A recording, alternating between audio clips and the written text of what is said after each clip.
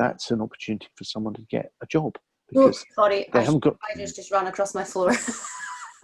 Morning, sir. Can you please introduce yourself to our viewers? Tell us a bit about you, your name and your background within the Army Cadet Force, please. Good morning to you both. It's a pleasure to be here this morning. My name is Col Clint Riley. I am the first Army Cadet Force Colonel Cadets. I've been in the organisation now some 40 years. I'm 59 years of age, and this month I achieve a significant birthday. And social distancing being on par, I should get to see both my daughters both our daughters and both my grandsons, which would be amazing. Yeah, I've been a cadet. I've been in a detachment. I worked at area, county, national level. So I've seen the ACF at all levels. That's great. So you really have the background knowledge of how the organisation runs and how it works. Yeah, I think that's important. I've never been in the army. I don't see that as a disadvantage at all, but I know how this organisation works, and the organisation is built around values and standards of the army, but it's also a volunteer organisation, and you have to understand volunteers and what motivates volunteers, and provide a safe, fun activity for young people that is worthwhile.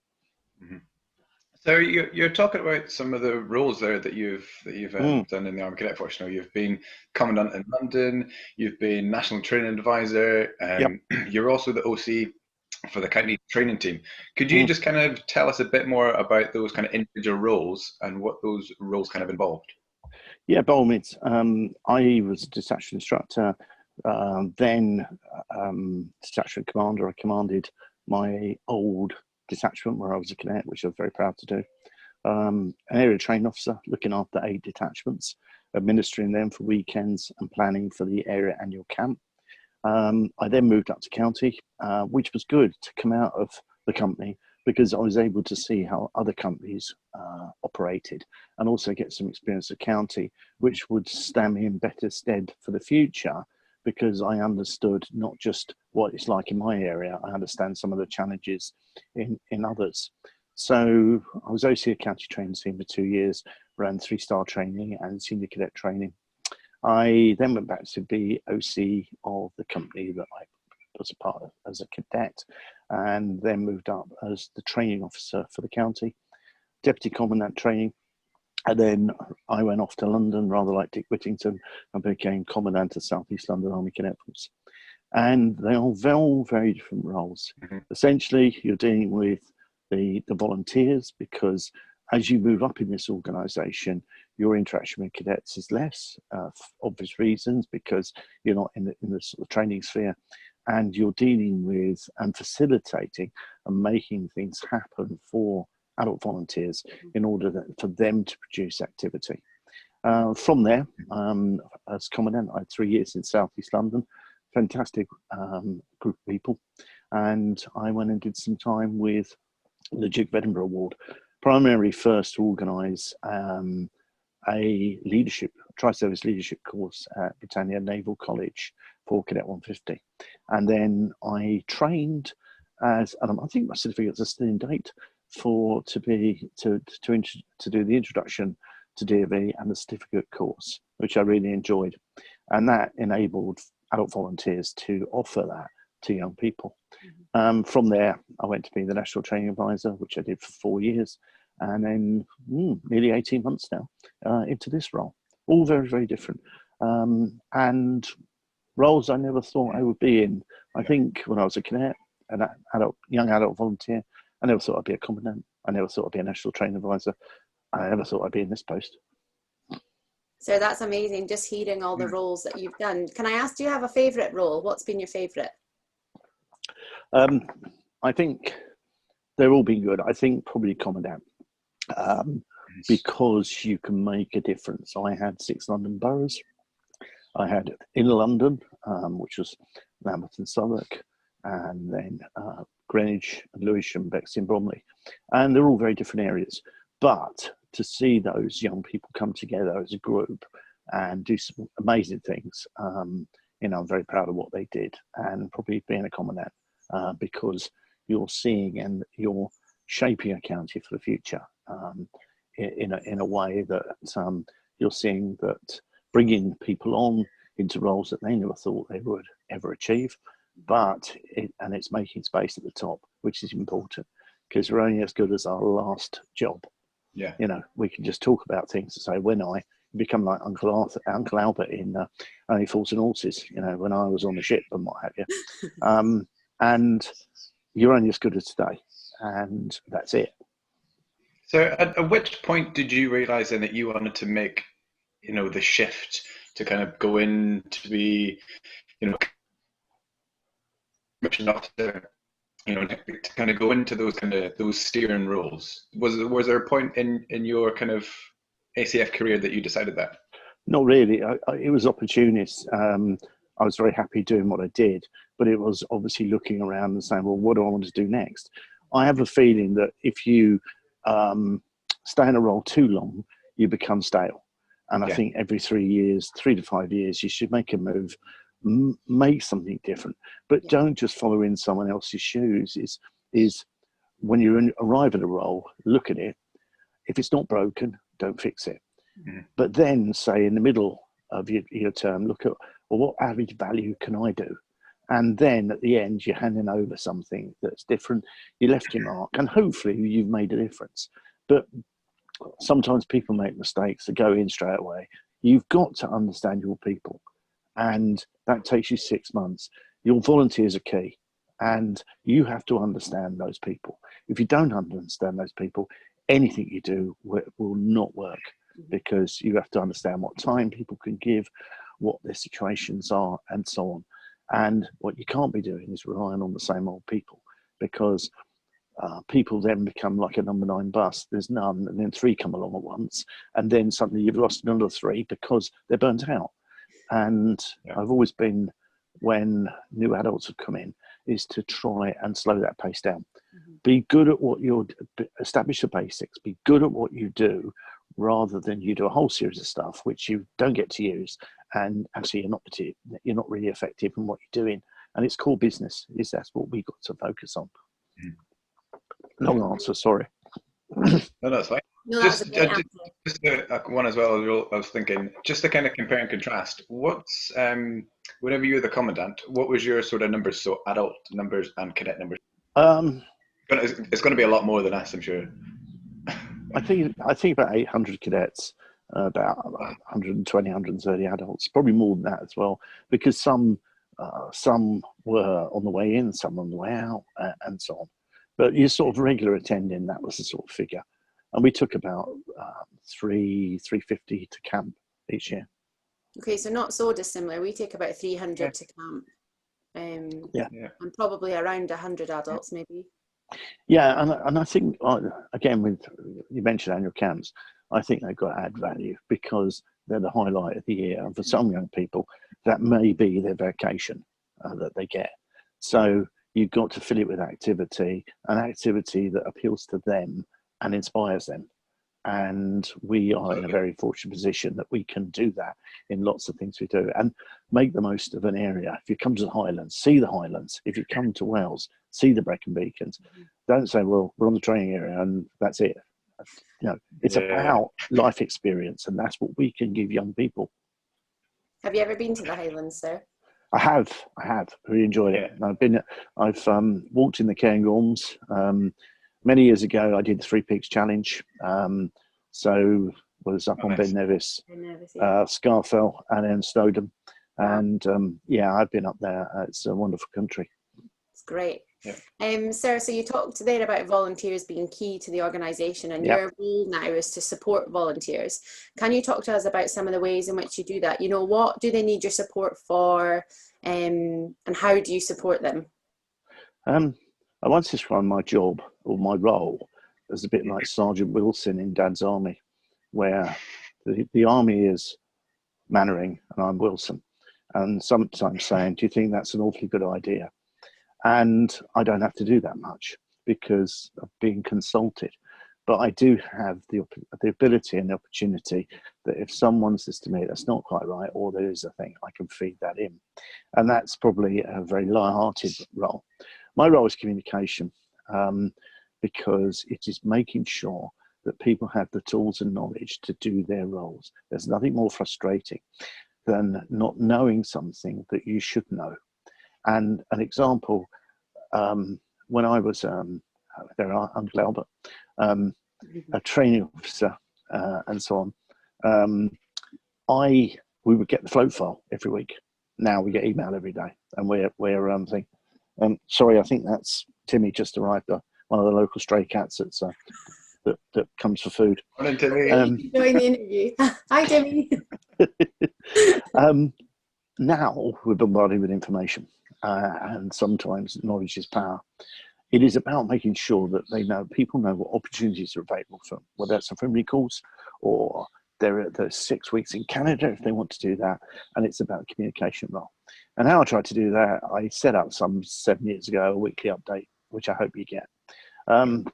What I set to do in that, it's not a read from the start to the finish, but what I hope in there is something for a detachment commander, there's something for an adult volunteer, or there's something for an OC, and it's about awareness. And at the moment, it's key in publicising good news as well, and what a great organisation this is. The other thing that I've done in this role is I changed the Commandant's Conference, and I had a bit of resistance to that. People couldn't see why, but my thing was I wanted to have a conference where the Commandant came with 2 other volunteers of their choice, but one other had to be a lieutenant or an SSI. And the reason is we have to grow our own. So those just starting out SSI lieutenant, in a couple of years' time, they could be in an area position in a couple of years' time, a OC of the company. And it's important they understand it. Also, it's good for the Commandant to share with his people or her people the opportunities and what great things are going on out there. And, afterwards I did get a couple of emails saying, actually, it was a good decision. And my plans next year are that we will have the conference. It will be 1+3, but rather like Zoom now, every county will have a Zoom license at their training centre with a dial-in, so people will be able to watch the conference, listen to speakers, and then on Saturday night, if they want to do, like we will have at Sandhurst, a dinner night, they can come together, which I think is important when we come out of this. It is about re-engaging with people that we haven't seen. We've seen them virtually and so on, but it is about that re-engagement piece, and that is to say we're open and we're back for business. Yeah, absolutely. So now, you're talking about opportunities and some of the roles there that you've done. Now you're the director and the tutor of the Duke of Edinburgh introduction course for new Duke of Edinburgh leaders. Can you explain then to any new CFAVs watching this how they can get involved with the Duke of Edinburgh and what courses are on offer for them? Okay, my last course I ran, I think it was about 10 years ago, but I'll have a go. Duke of Edinburgh Award is a fantastic opportunity. I look upon the Army Cadet Force as key skills for life. Whatever you get from school, if you can add the Duke of Edinburgh Award, add a BTEC, add a first aid certificate, add an IDEA award, whatever it is, it makes you a rounded person that an employer will want to see. Because unless you're a lottery winner at 16, which is unlikely, it's either work or state. The state will pay, and I want everyone to have the best opportunity possible to get into employment. So for the Duke of Edinburgh Award, it's open to cadets, but it's also open to young CFAVs up to the age of 25. Each company, an area and battalion will have a DV officer that you can approach, and each brigade has a rep. And for the adults, it's about approaching them and saying, I want to be a tutor, or I want to do those courses, and some of which are online, and they're doing a lot of that at the moment. For me, for if I was a new PI joining this organisation, I'd be doing my introduction and certificate course, because it means I can run that at the detachment. That makes me feel good because I'm contributing to the detachment rather than waiting to get my 3 stripes and my ticket to say I've done all my basic training. For the cadets, it's access to all, and this year, obviously, with the COVID-19 restrictions in place at the moment, there are difficulties can't do expeditions, but DFE have come around that. But the DFE is currency, and so much of what we do in the Army Cadet Force mirrors what the DFE does. They work side to side. Why wouldn't you get involved? It's another thing. And anything you do from school that you've done there, you can bring in. Yeah. But it's what we do. Yeah, I quite liked. I was just going to say, I quite liked whenever we interviewed Big Phil there the other week. His answer to one of the questions was, "School can give you A, B, and C, but the Army Cadet Force can give you the rest of the alphabet." I think that was it. That was a really good answer. That I think it's very good because when you are sitting, I am in this seat being interviewed, it's what makes you different. It's what's your unique selling point. Yeah. And I do know of young people that have been for an interview and they were surprised that all they talked about was their DV or other qualifications they got. And they said, didn't talk about anything else. And when interviewers do interviews, they're interviewing 20, 30 people. They are looking for a unique piece that's going to brighten that interview up for them rather than they're asking the same questions all the way through. So it's your elevator pitch. It's what's your 30-second pitch. What do you want to tell people in 30 seconds? Yeah. So, you know, as an organisation, we've shown just how resourceful we can be during lockdown. You know, lots of counties and battalions have adapted really quickly to the full virtual environment. Can you tell us some of your favourite initiatives or resources that you might have seen produced at counties and battalions? Yeah, I'm amazed each day I see on social media or stuff that is sent to me of the quality. We have just about every occupation in our organisation, and if you want to know someone about something, there's someone you'll know who can advise you. And it's been the same with this. If you think in 10 weeks we've gone from an activity-based organisation into the virtual world, if we hadn't had the internet 10 years ago, what would we be doing now? You know, and we're using technology smart. We are about to issue licenses for Zoom for battalions so that they can get more involved. And I see on a day-to-day basis, I mean, the Cadet Force Adult Volunteers 2020 resources site, some of the stuff on there, those regimental histories that's been posted. I've seen some battle aid memoirs. There's a guy in southwest London who is running virtual activities all week. And a particular one that I visited a virtual parade night, which was really good, in Oxfordshire for Neville Company. And they had a first parade, like we're doing now. They had everyone off to class, final parade, and everyone home. But what the OC did was, I thought was very inclusive. For those that couldn't access this, they were sent a USB stick with all the resources that night on. If they couldn't do that, they sent them printed stuff. And that is fantastic. And I think for me, it's no one's left behind. That's what it's about. And it doesn't matter about who you are, what you are, whether you've got a smartphone or you haven't. The Army Cadet Force is offering opportunities for young people throughout this. But as well as the training, I'm going to do a senior cadet conference or senior cadet night this week for the London sectors. There was a very good piece written by a cadet about mental health, which I showcased and highlighted this week. And I think what cadets are also missing is your interaction and opportunity to talk. They go to school with a lot of their cadet mates, but they go from all different schools and they haven't seen them. And it's about catching up and, you know, what style level you're doing. And now, if you think about courses like at Frimley, we have the internet and so on, cadets are more in touch with cadets all over the country and so on. And the initiatives have just been phenomenal. We will be, when we come back in the virtual world, we'll be stronger.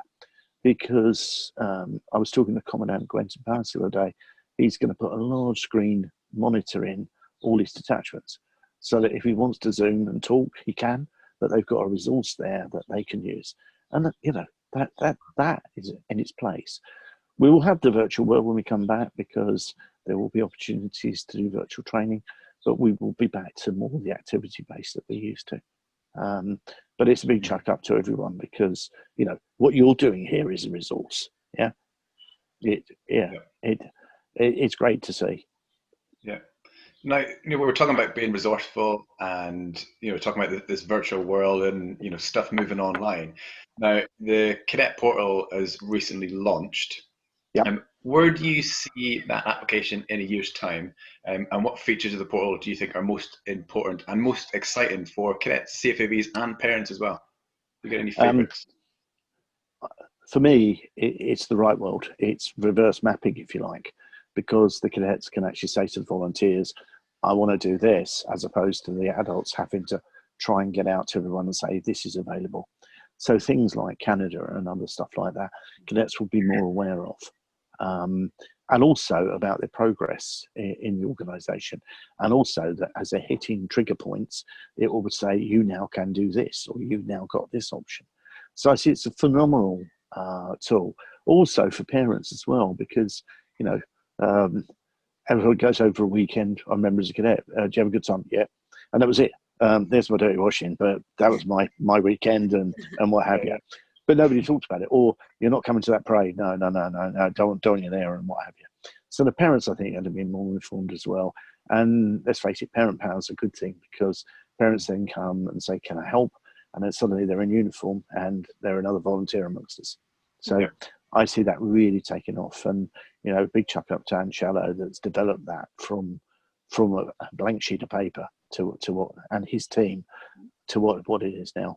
It's a great way of, because it's back to what I said earlier, it's about communication. Mm-hmm. It's about an informed net, because there's no worse than ringing your mate up and then say, oh, I heard this. Well, I didn't know that. That's terrible. Yeah. We should everyone should have access, to the best seats rather than the cheap seats. Yeah. And Sarah, you mentioned earlier that, the USP of our organisation, it offers key life skills to both adults and cadets. And within our syllabus, we cover, a mix of military subjects and these life skills subjects. Can you tell us about some of the external organisations that are on offer to our adult volunteers and to our cadets, and why they're important? Yeah, I can. As I said earlier, it's about unique selling point. People say, why accreditation? Accreditation counts for lots of things. I remember going and doing a top roping and abseiling course with the Army, which meant I could take 6 people climbing in and stuff. But in the outside world, I couldn't, because it's not recognised. At that time, it wasn't recognised. All our qualifications now, national governing bodies. But it's important that if we can position our syllabus, that people have fun, safe, and they get something from it. And all along, in the background, qualifications are ticking away. So, St John's Ambulance, you've then got a first aid certificate. You get a BTEC, so you've got a level 2 in vocational training. SQA qualifications in Scotland, the Duke of Edinburgh Award we mentioned, and a new one which I've championed is the IDEA Awards. The IDEA Award is an online platform. I'm halfway through silver. I'm stuck on coding, but it's for all ages. I cannot decode too, sir, if you need it. I had an immense amount of fun doing the bronze, and to get a certificate, which I did from Buckingham Palace, and my postman saying, what's the letter and what have you. But you can use that for your Duke of Edinburgh Award skill. You can also use that as a unique selling point that we've got to take with us. Myself, I did the membership a couple of years ago with CVQO. 57, thought, never been to university, only university life. I actually found that quite good from doing a reflective report, because it reflected over some of the things that I'd experienced through the cadets. And if you like, it was packaging that up into not a life story, but it was telling me what I'd done at a particular stage, and it was a good thing to do. I had to retreat to the garage on occasions, because, a couple of years ago, because of the noise, and sitting there with my typing away. Or on a Friday night at a weekend camp, I was out doing 1,000 words in the hut. But it was a good thing for me. And I think the qualifications also that we offer for adult volunteers, first aid at work, that's an opportunity for someone to get a job. Because sorry, they haven't got. Spiders just ran across my floor. You are? I'm just going to get this spider. Give me 2 seconds. Okay. Oh, sorry. It's all right. I'm very sorry. Hey, don't be silly. I thought I was going to crawl in my shoes, so I had to get it. Yeah, that was something that I stumbled That's across, brilliant. and it's actually been. I launched that at a Train Officers Conference about 3 years ago, and there wasn't much take up to start with, but now it seems to, in lockdown, everyone was looking for activities, and actually it's another great thing to come out. And I chat with Polly, who runs the award, and yeah, she's really pleased. The number of adults cadets that are, and I think that's what the thing to forget is that, you know, my mother-in-law is 88. Well, teaching us to use an iPad and email, and we've just got to use in FaceTime. That's an example of skills that we didn't have necessarily across all pitches. And the IDEA Award was very good for that. But I think the more you can take in qualifications alongside the cadet piece that we do, then I think that's absolutely. And your linked attachments is a great example where the curriculum has been, the ACF is being used in the curriculum for young people to get SQA awards as part of their schooling, and that's great. That's what we should be doing. Opportunity. Yeah. Absolutely. Yeah, absolutely, sir. Now, myself and Lieutenant Burnside, we were talking about this. You know, we were doing some of our own homework before the interview, and we were talking about mental health. You know, and how the mental health can affect a lot of the cadets and also some of the adults as well. So now, during lockdown, I'm sure there's a lot of people that have experienced a slower pace in life. Not everyone, but focusing on both physical and mental health. You know, kind of to help them deal with those increased anxieties. Whereas before, you know, people often maybe piled on work and pressures, but they didn't really do anything to keep themselves mentally healthy. With lockdown measures easing, what type of normal do you want to return to, and kind of prioritizing more on your mental health? It's a very good question. We, fortunately, over the last 10 weeks have had really good weather down here. I don't know what it's been like in the Highlands, but the weather has been key for people. I think, what does normal look like? I think define normal, because we're going to come back very, very different. We're about to start schools in England, and I was having a conversation with my wife. It'd be a good idea. Our grandson sort of goes out in the morning and does the distance walking to school with his mum, and then does the same thing at night. So he's got back into that use of the homeschooling, but there is a start of the day and an end of the day. So that getting used to it rather than it's day one and off we go again. And I think it's establishing a normal routine that Monday to Friday it's the working week, and then Saturday and Sunday you're doing things like cleaning the windows and doing that sort of stuff. So you're trying to keep a routine. I think also that a lot of our members will be on their own, and I know that other volunteers have been reaching out to them with a phone call, a quiz or something like that, and that's important. And the clap for carers has been a good thing, certainly in our road. It's been an opportunity to thank key workers and all those in the NHS, many of which are adult volunteers, but also a check on people. You know, haven't seen someone coming out of that house, are they all right? That type of stuff. So I think we've all got a part to play. I think people were, you know, the big decision was annual camp, and it was right that we said we can't do that.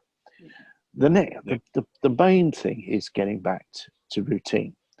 And I learned it at a briefing recently, and I said, we've got to learn to walk before we run. So the walk is establishing the routine. That is getting back face to face. It may be, and that we might do one night a week, with a number, another night a number, and then a virtual night another night. Who knows? But it's to get the dialogue talking, get to see people and get talking. And I think that's important. Before we start anything else, we need to ensure who's come back. If they've not come back, let's find out why they've not come back. Can we help them? I've been talking to the ACFA for some months now about support to adult volunteers. This was pre-COVID-19, and off their own back, they did the hardship fund. But I've also been talking to them about access to organisations that perhaps can help some of our volunteers. And if they're not back, we need to find out why. because it may be as a group we can help and that. But it's getting everybody back, get people talking. Then once we've done that, that we can walk and we're all happy that we can do that, we then move on to run. And run might be the first residential camp or something like that. And I think that's important.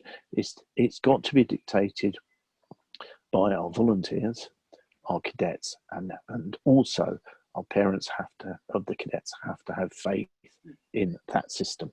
Yeah. And if we mirror the education system, then I'm sure that faith will be restored very quickly in the provisions that we're making. Sir, that's great. Thanks for answering all of those questions. It's been really good to, get to know you a bit better and find out all of the interesting roles that you've had the chance to participate in. We're now going to ask you some questions from our cadets and adult volunteers. So I'll start with the first one. This one is from SSI Innes MacLeod, who's out in West Lewis Detachment in the Western Isles. He's asked, has there been any progress made on the replacement for 3-star skillet arms since the LSW was removed, seeing that trials were taking place with L85s being used by Cadet Force battalions? They were, and the answer is I don't know, but I can find out. That's great. The situation was, full brigade were using an A2. They were doing a variance of that, but then all our weapon systems are being looked at the moment, which you'll be aware of with the reduction of DPs and air rifles and so on. But certainly I'll make a note of that. And I'll ask that question. And I suspect with everything else that's going on at the moment, in reality, it is something for when we come back, rather than for now. But I'll find out for you, and I'll let you both know. Thank you, sir. Thank you very much. And another question from is, how is the new Fieldcraft syllabus getting on, and is there an estimated date for it to be rolled out? It is getting on. I was only talking to Colonel Holmes, who's been doing a little work at the syllabus this week. There were one or two points that were being looked at, but I think it's well on track with the rest of the syllabus. But I think the thing I want to see with the syllabus, and it's always been, we don't want to produce something that then we test it or it happens, and then we've got to take 10,000 pamphlets to the landfill site because we've got something not quite right in there. And certainly the weapon systems we used have got to be taken into that. But again, Fieldcraft, I'm not doing too well on the answers. I'll find out about that and let you know. Because we didn't prepare you, sir. No, I'm very happy to. If I can do something useful today, then that's the best thing. Go on. I think my internet's a bit dodgy. I've got a question. So, we were talking about mental health there in the last kind of part. We were talking about, myself and Lieutenant Burnside, we were saying, whenever people want to train for a marathon, or they want to get fit and healthy, they'll join a gym, they'll eat better, they'll drink more water, all that sort of stuff. But whenever it comes to mental health and people, are getting stressed out, all they do is they just accept the fact that they're getting stressed, but they do nothing about it. What have you got any kind of coping mechanisms, and what things do you do as well to kind of, maybe relieve that stress, or kind of, I don't know, kind of take your mind off things? I do. I surround myself with positive people, and it is about when I say positive people, is talk that you can relate to, talk to, and stuff. It is also about helping others, because when I say positive people, I mean that all people I know are positive, but in the sense some will struggle more than others. And you notice a trait, you might have a Zoom conference and someone seems a bit withdrawn, and you're asking questions afterwards, are they okay? Or can you give them a phone call? And for me, it's always about positive people.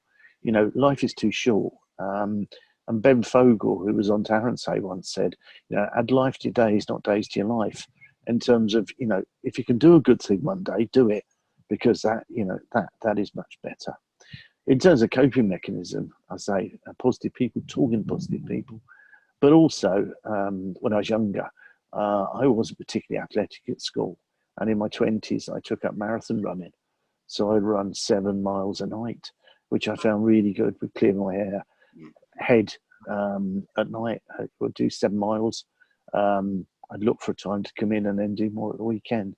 And I found that was good, because rather like today, I've been out for my walk this morning, 2 miles. Only 2 miles. I try and do 2 miles in the morning and 2 at night. But as I'm walking around, I was thinking about this interview, and there was a couple of things thinking, oh yeah, I hadn't thought about that and that type of stuff. Mm-hmm. And each people deal with it differently. The thing you've got to do is get people talking. Because if you can get them talking, you can help them. But if they put the shutters down, you can't. But what you need to do is look for traits. If they haven't appeared or you haven't heard from them and so on, give them a phone call. You know, I'm ringing up my aged aunt every few days or whatever. You know, she lives on her own. She doesn't have the internet. But as an example of just ringing, and it might be, you know, whatever you talk about, but someone has rung, and that's an important thing. Yeah. And in this organisation, I've said it in my update, you know, it's the weekend, ring somebody up. Mm-hmm. Yeah, no, I agree. I think that's really important.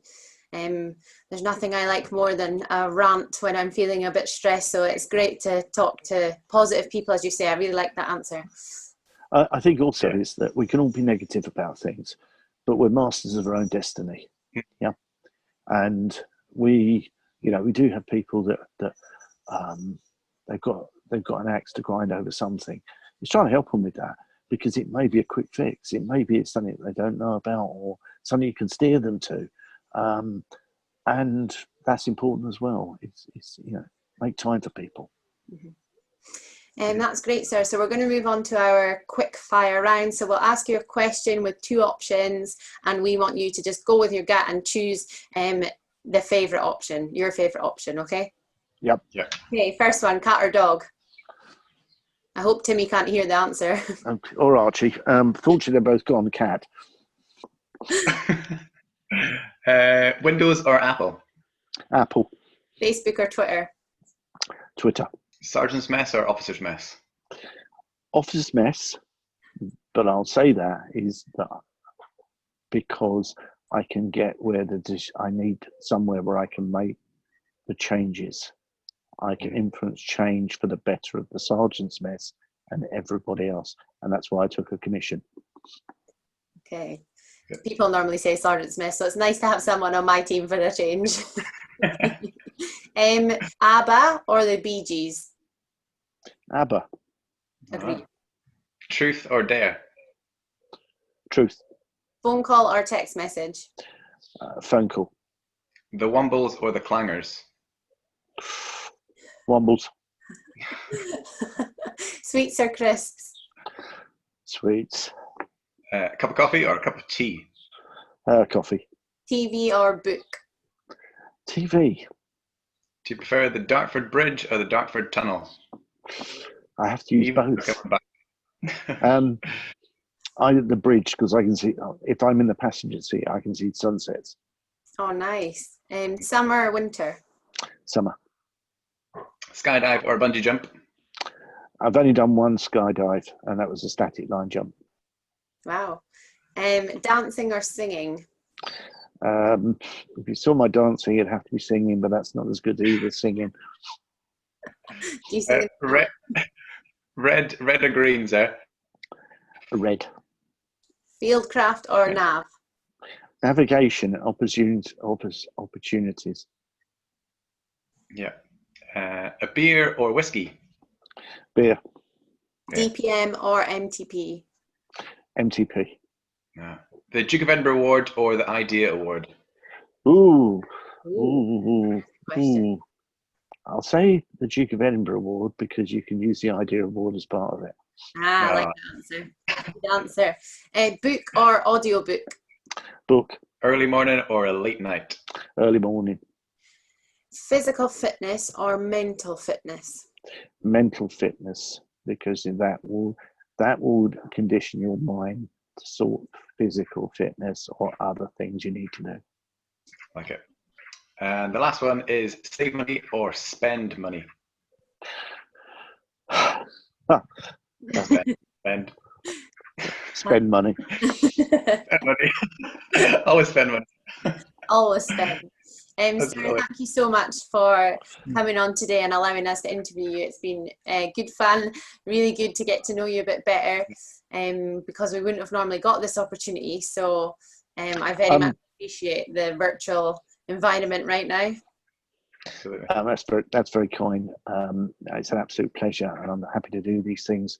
I'm a quiz master for a county tonight. We're on a set of questions. I've got a couple of messages which I need to record today for some congratulations. It's a real pleasure, because the more we can do, you know, what I would say is there is chain of command, which I follow, but also there is what I call ground truth, and things like today give you ground truth as well. It gives you what the people are thinking, which is important, that shapes chain of command, because you're dealing with people at the end of the day, and they're important. No, that's great, sir. We will let you go and top up your tan. Thank you again from Highlanders. It's been great to meet you. Fantastic. Thank you very much for your time today. I really appreciate it. No, you're welcome. Have a nice weekend.